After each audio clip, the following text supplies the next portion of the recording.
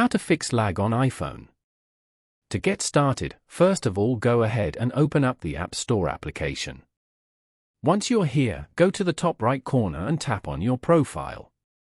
Scroll down to the upcoming automatic update section and tap on Update All to update all the apps below. Or, you can choose to update the apps individually as well. And then, tap on Done at the top right corner. After that, go back and open up the Settings app.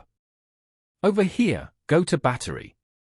Then, turn off the Low Power Mode feature.